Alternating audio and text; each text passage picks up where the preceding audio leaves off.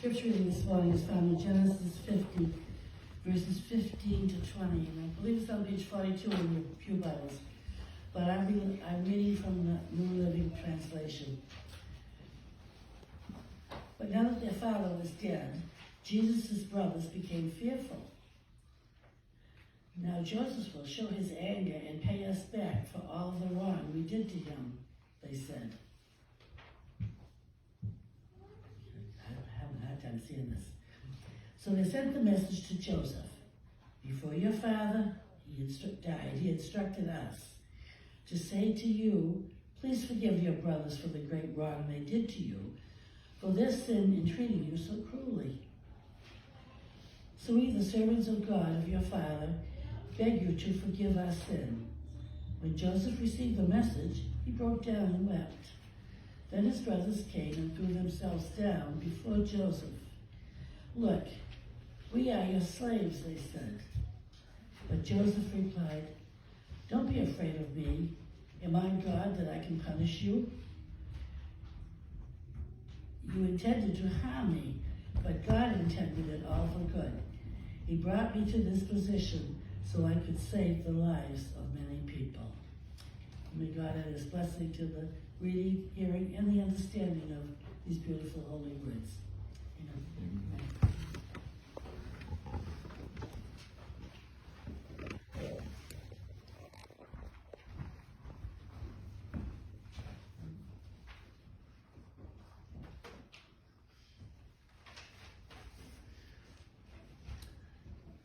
It was raining. It was a spring rain, the kind that was cleansing, still a little bit cold. And it wasn't a downpour, but it was definitely a rain. So Stephen backed his car out of the garage. It was a convertible, two-seater coupe, and he had the top up because it was raining. And he slowly started heading his way towards church. And as he rounded one corner, not too far away from church, he could see the bus stop, and sitting on the bench, he could tell was Doc Jones, Mrs. Jameson, and Sheila, all people from his church. Now, Doc Jones took the bus, not because he had to save money, but his wife went way early, and he took the bus so they would be able to go up to lunch together afterwards. Mrs. Jameson simply refused to get any help to get to church. She was going to do it by herself, so she took the bus. And Sheila, he wasn't sure about. She was a pretty young, new member of the church that he had wanted to introduce himself to, but he just didn't have the nerve. So he's looking at the three of them sitting in the rain as he's driving up in a car that only has one seat. So he's trying to decide what to do. I should give it to Doc Jones. After all, he saved my life a couple of years ago when I came back with an illness from South America. Or maybe I should give it to Mrs. Jameson because she needs it. But I really want to give it to Sheila because then she's sitting in my car on the way to church. He's getting closer and closer, and he has to decide what to do. And as he pulls up to the bus stop, to the bench, hops out of his car, flips the keys to Doc Jones, opens the door for Mrs. Jameson, and sits down next to Sheila to wait for the bus. And he has to sit close because there's only one umbrella, and it is raining. Sometimes, if you hold out and work your way through, a solution pops into your mind that is the best for all. But even when we fail in our decision making, God helps that out. Today I want to talk about what's the Genesis 50-20 rule. Because verse 20 says, Joseph talking to his brothers, as for you, you meant evil against me, but God meant it for good. Sometimes things happen in our lives that break our hearts, steal our joy. And it's easy to forget that God has a hand in every part of our lives because God walks with us on every step of our journey. He knows what we're going to think before we think it, and he knows every beat of our heart. And that life isn't something to gamble with or take for granted. It's something to be grateful for. It's probably a good idea when we open our eyes every morning and move air into our lungs to think, God's good. God's a big God. But once we say that, we have to realize we can't even begin to understand why the bad things in our lives happen.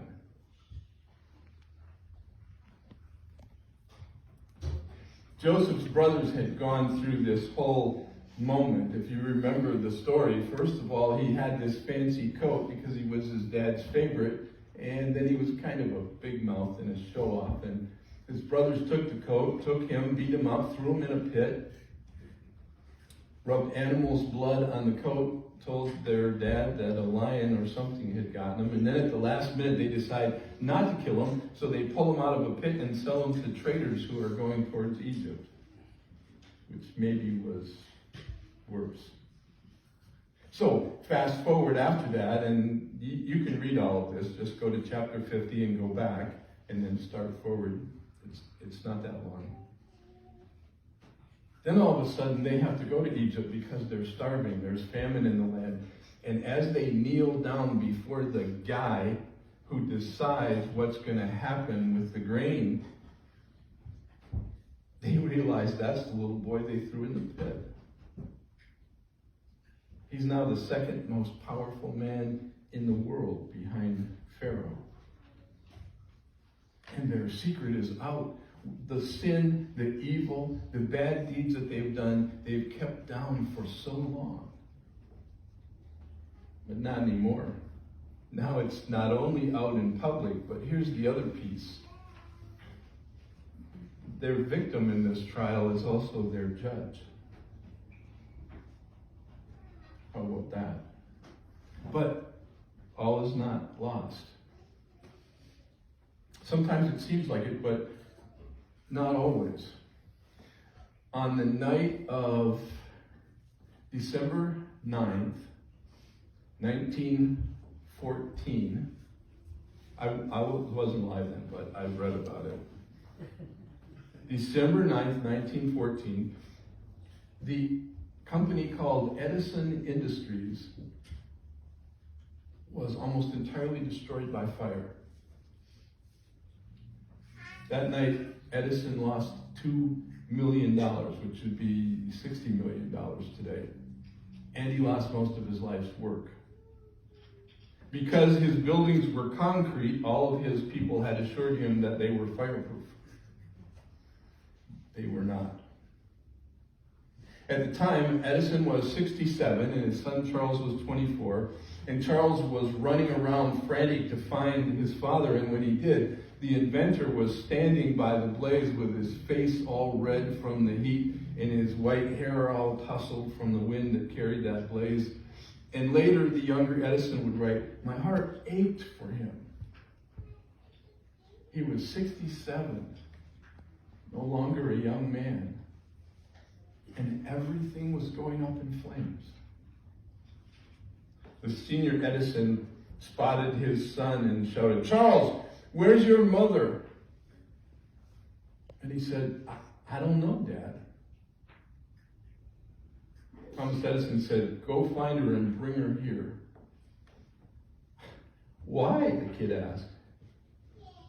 Edison said, "Because she'll never see anything like this again as long as she lives." The very next morning, standing in the charred embers of his hopes and dreams, with newspaper people all around him, Edison said, "There's so much value in disaster. All of our mistakes are burned away. Thank God I can start fresh." And you know what? 20 days after that disaster, Edison's company delivered and patented the world's first phonograph. Less than 3 weeks. All his mistakes were gone. He could start over again. It's hard to see it that way, isn't it? Oftentimes we prefer to act like God but in a way God never does, by rationalizing our actions and judging other people's actions, when they want to just start over again and get a fresh start and a second chance. That's what's going on with Joseph's brothers. First, they think they can hide their sins so no one will find out. Then it comes to daylight. And then the object of their action of aggression and evil, Joseph, forgives them. The problem is, though, they can't forgive themselves. Does that sound familiar? I have to admit, my faults and foibles and foul-ups aren't nearly as bad as Joseph's brothers, but I get that about being hard to forgive yourself. And they lived with it. They lived by Joseph for all this time, but then their father died. And all of a sudden they're saying, he didn't do anything to us when Dad was alive, but if he's got a grudge, we're going to suffer. They've been with him for 17 years in Egypt. That's how old he was when they kidnapped him. For 2 decades almost, they've been living under Joseph's protection, grazing the lush pastures of Goshen, raising their children in the very shadow of Joseph's palace. Joseph could have taken revenge at any minute, but he didn't. He forgave them, and it stuck. Just 5 chapters back, he says, "Do not be distressed and do not be angry with yourselves for selling me here, because it was to save lives that God sent me ahead of you." Joseph forgave them. They couldn't forgive themselves.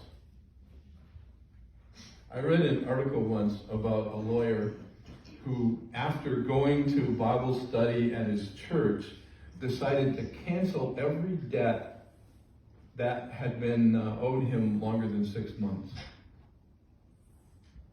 So he wrote 17 letters explaining their debt was forgiven, it was canceled, and explaining why he had done it. And he sent them out by certified mail that required them to sign for him. He waited a couple weeks. 16 of them were returned. Unsigned, unopened, undeliverable. Why? Because all of those clients thought he was suing them for what they knew they owed him. So they wouldn't open the envelope. They ended up running away from their source of forgiveness. That's Genesis 50. 2 guilts. Joseph forgave his brothers, even after the horrible things he'd experienced. Now, my brothers and I didn't always treat each other really well, but Joseph's brothers take it to a whole nother level.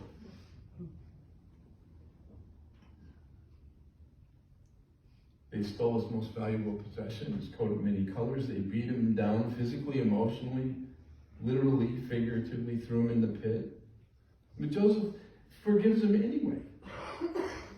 The one thing God keeps is his word. But it takes a long time sometimes, no matter how seemingly impossible the fulfillment might be. God's timing is different than ours. There's a story of a guy who climbs up a hill to have an encounter with God, and God meets with him there, and he says, "God, is it really true? Is it really true that to you 1,000 years is like a minute?" God said, "Yep, true." And he said, well, is it true that to you $1 million is like a penny? God says, "Yep, true." He says, "God, can I have $1 million?" God says, "Sure, just a minute."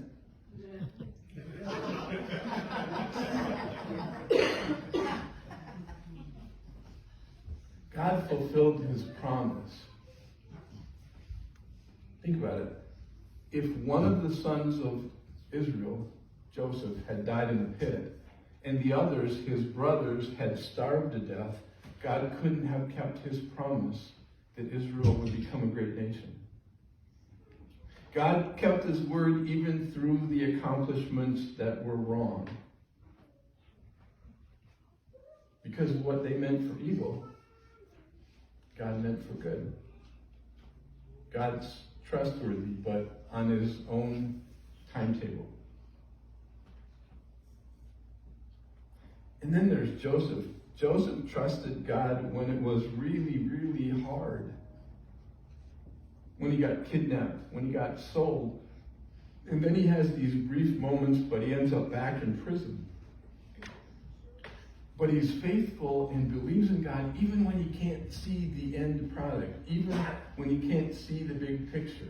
He doesn't use hate and anger. He responds with love and forgiveness and hope and encouragement.